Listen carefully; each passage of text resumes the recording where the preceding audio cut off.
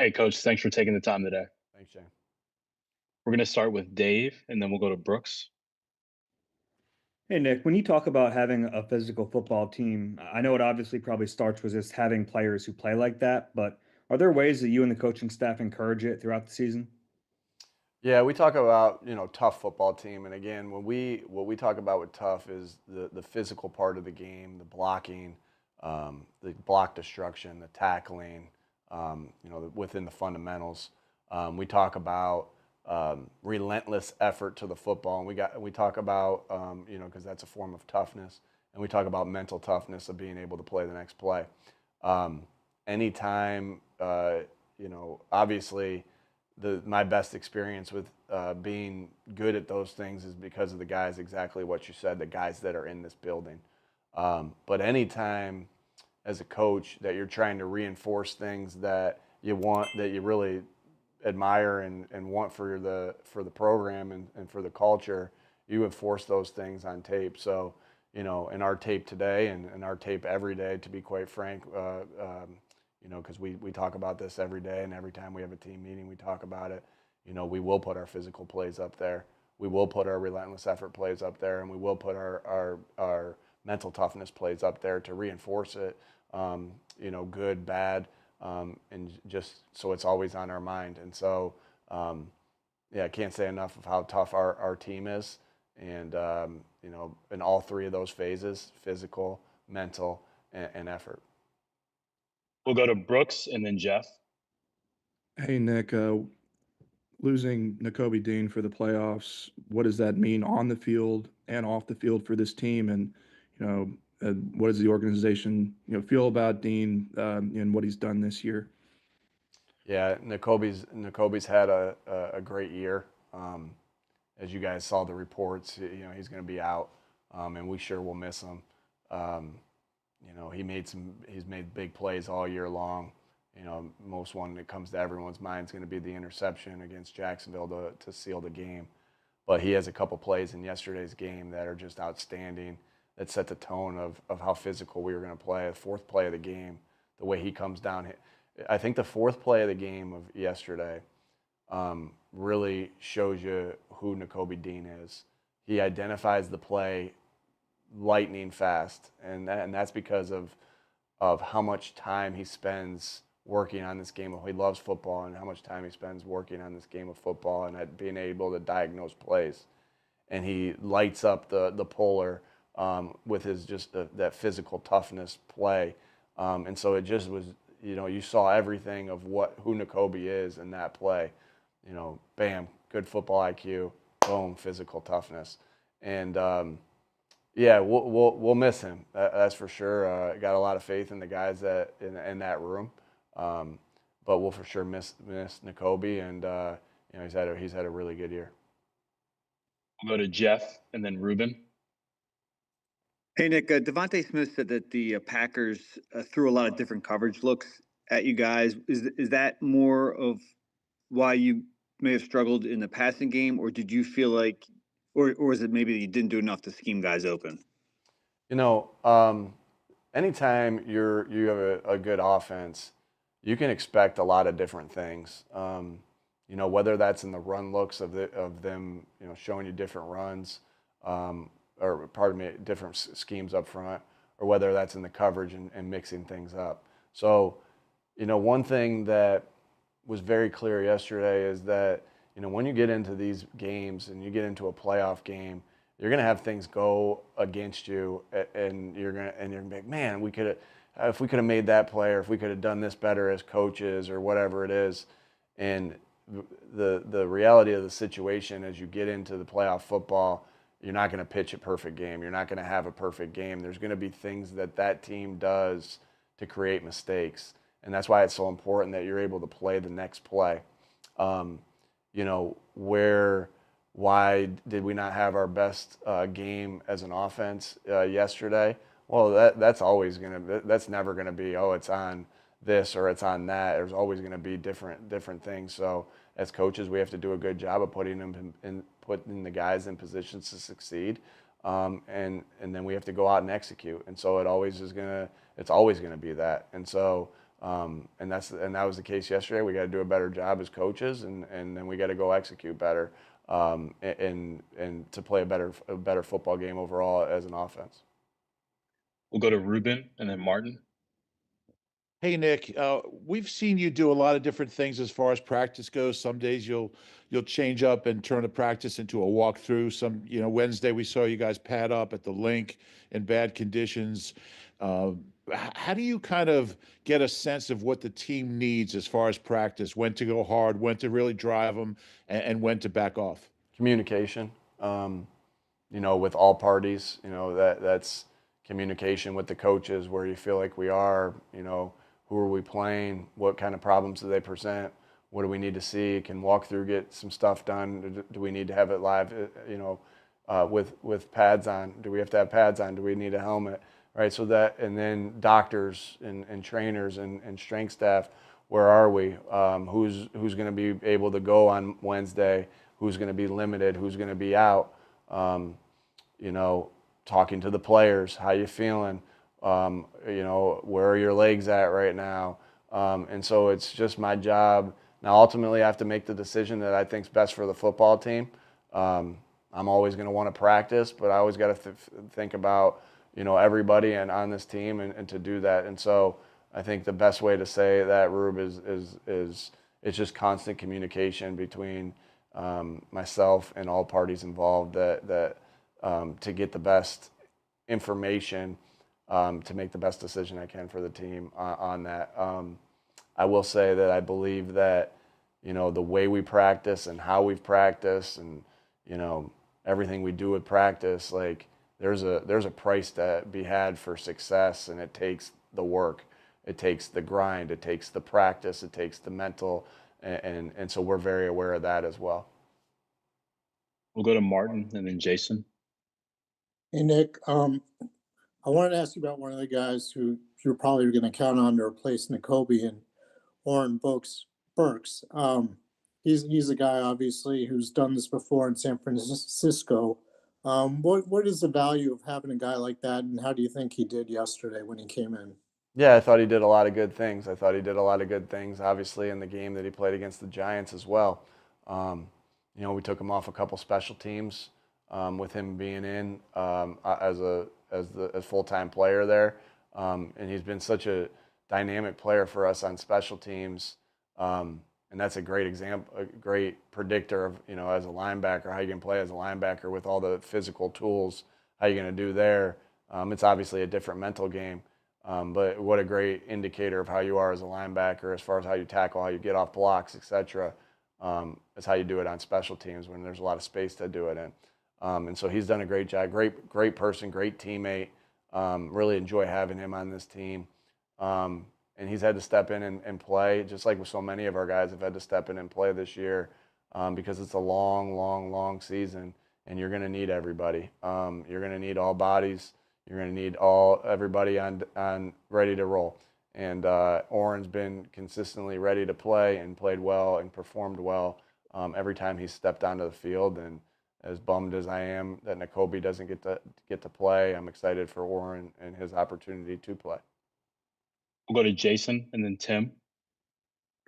Hey, Nick. I'm just interested from a head coaching's perspective, how you watch that Rams-Vikings game tonight. Are you alone with a notepad, a pen and paper? Or are you with your coaching staff? Like, what's the approach from your perspective as you guys prep for whoever you're going to play and you're watching that game tonight?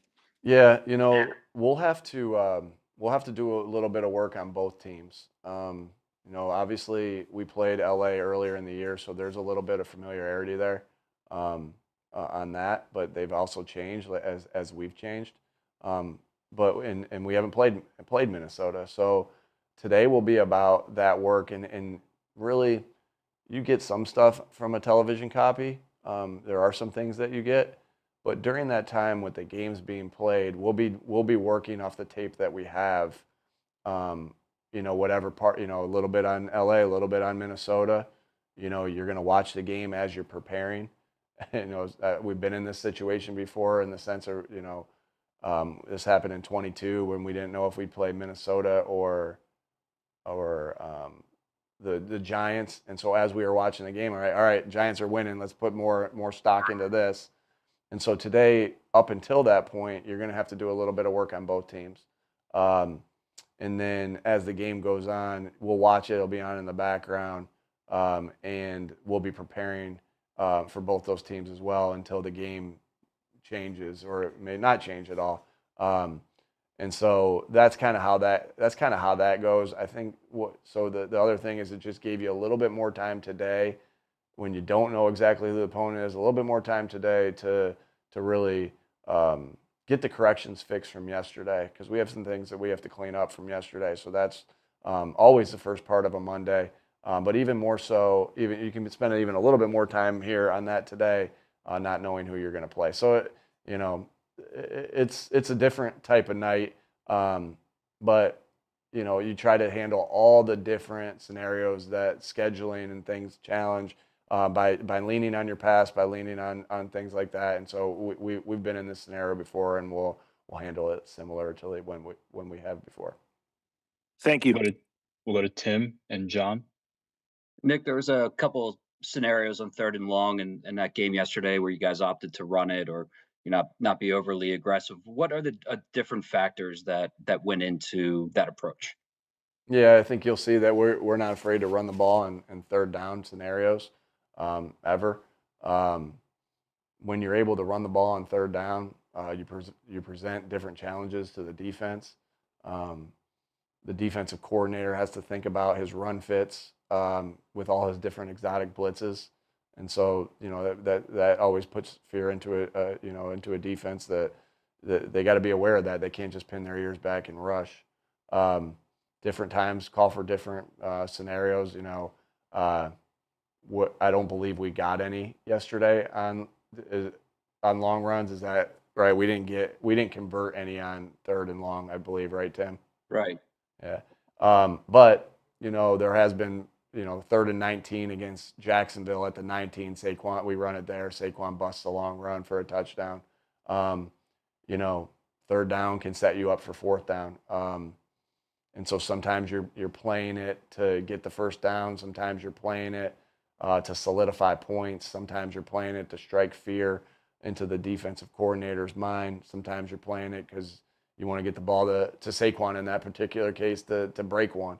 A lot of different reasons for it. And yesterday had some different reasons for it. And so and so we played those how we wanted to play those yesterday, and yeah. We'll go to John and then Ed. Hi, Nick. You mentioned some of those corrections on offense.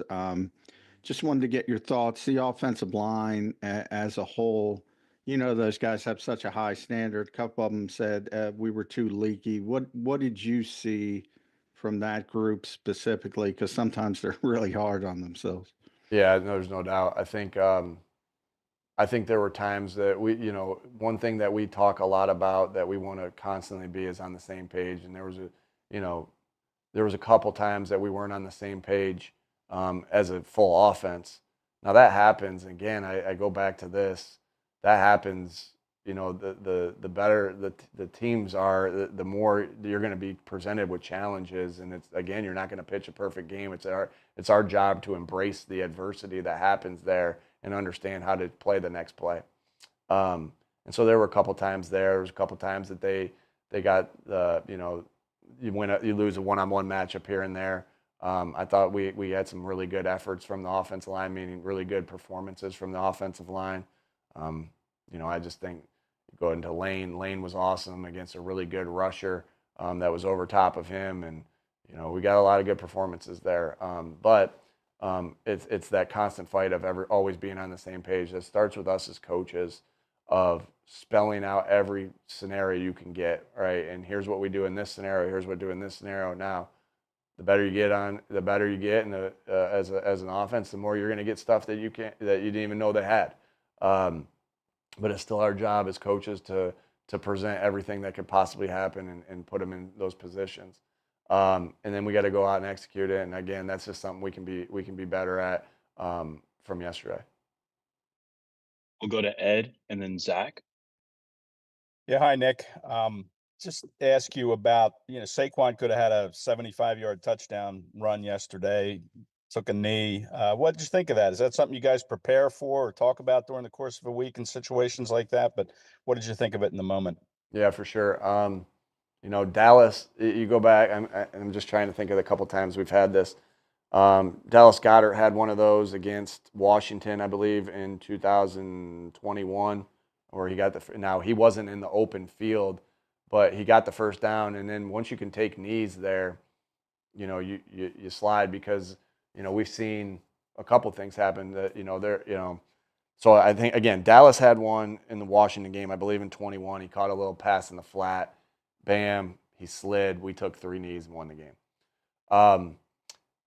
And again, that's awesome. Now, you get one in the open field, and he could have scored, but you take 3 knees, you win the game. And why do you do that? Well, you do that because of when you're in those scenarios, you don't want to give them another opportunity for freaky things to happen. Memphis played, I don't remember, in the bowl game. Memphis played somebody in the bowl game not too long ago. The guy intercepts the pass. It's the same scenario. Defense has same scenarios at times. Sydney had it last week. You intercept the pass, you're going to take 3 knees. The game's going to be over. The guy intercepts the pass. He gets up, he runs, and he's about to go down, and the guy pops the ball out. There was a play in a Chicago versus San Francisco game, probably about 5 years ago. Same thing. They completed ball, same thing. He's running with it. The guy comes out and pops the ball out. They get an opportunity. Happened in Cleveland versus the New York Jets 2 years ago. They scored. The Cleveland scored. It gave the Jets, now it put them up 2 scores. It gave the Jets an opportunity to come back, score, get the onside kick, score again, win the game. It happened to us in a preseason game in 2021. Same scenario. We stripped the ball. We stripped a ball from the Jets in 2021.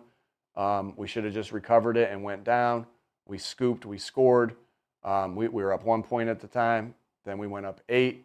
The Jets got the ball to midfield, completed a Hail Mary against us, then converted for 2-point conversion. And in these games, you can tie. So you never want to win on something or lose on something that you can completely control by going down. And so that's something we practice. That's something that we talk about. That's something that, Saquon asked before he even went in, hey, are we in? And I won't give away our word. He said it yesterday. I don't care. Are we in no mas? And like, yeah, we are. And so that means get the first down and go down. And he performed it perfectly. And it'll be a clip that we'll show, just like we showed Dallas's and just like we showed all those other ones, forever. And you do that for the exact reasons I said, because, now when you go up 3 scores at that point, it might not make that big of a difference. We understand that. But the Cleveland one, you go back and look at the Cleveland one. I mean, I think it was Flacco was the quarterback for the Jets at the time, and he just let them right down, and they won the game from it. And so you don't mess around with things like that. You have an opportunity to take knees, you take those opportunities. We'll go to Zach and then Bo. Hey, good afternoon, Nick. If you think back to your role meeting before the season, what role did you envision for Nolan Smith, and how did that evolve after Bryce and Brandon went down? Yeah, when we talk about roles for the defensive line, you talk to them as a whole, because you know that the group rush mentality is going to be critical, and getting all those guys to work and operate as one. And you can't be great without the greatness of others. I always thought that was going to be important for those guys. We love to talk about, like you guys asked me about physical toughness. One thing that's always on display on physical toughness is the way a defensive end controls the C gap and can control a tackle or a tight end. And so I know how physical Nolan is. I've known how physical Nolan is since the day he's got here. He's heavy-handed, big-time hitter. Man, he is so tough. And so we talked to that defensive line about how they set edges. We talked to that defense and how important that's going to be for our run game success. And I kind of talked to them, like I said, as a group, Zach. but Nolan, how heavy-handed it is, how important that he's going to be there. And then, like I said, in the past game, about the pass rush and rushing as a group and winning your one-on-one matchups as you get opportunities to do so. Nolan is physical, and so you want these, when you talk about roles, it's our job as coaches to put these guys in the roles that they can succeed at. And Nolan Smith will always be a physical player. He's just a physical, that's just who he is. Those are his habits. That's who he is. And, so that was a big talk to him at the beginning of the year during that roles meeting. I'll finish with Bo and then Olivia. Hey, Nick, I just wanted to know what your assessment was of Jalen's performance after watching the film. Yeah, I thought he did a lot of good things. As an offense, as a whole, we all want things back from that game. But what I was so impressed by with Jalen is that, we were up kind of comfortably by 2 scores for a majority of the game, and every time that the Packers cut it to 1 score, whether it was 10-3 or 16-10, Jalen led our team right down the field. Making big time plays, checking the plays that really helped us, and just being the winner and quarterback that he is. And does he going to want plays back? Of course. Or is the offensive line that we talked about going to want plays back? Of course. Is the coach is going to want plays back? Of course. That's the way a game goes. But in pressure situations when he needed to have extreme focus and lead us down the field to score, he did. And that's what you want out of your leader, out of your quarterback. We'll end with Olivia here. Hey, Nick, going back to Nolan Smith, you mentioned that he's always been physical, but when you think back just to, his development this year, what do you feel like has clicked for him the most that is allowed to have this type of growth from year 1 to year 2? Time and patience and getting better every day.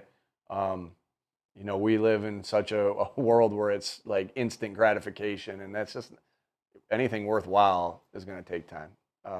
Anything worthwhile is going to take time. And that's development of players, that's development of coaches, that's everything.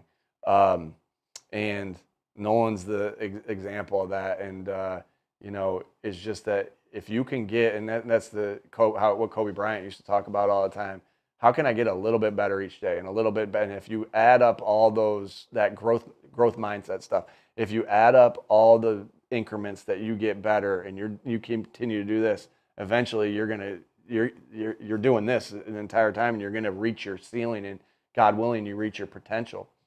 And so I just think that he's an example of that. And again, I just feel like that there's so many things that we have to fight with outside noise just to make sure that we're don't believe the hype when everyone's telling you how good you are.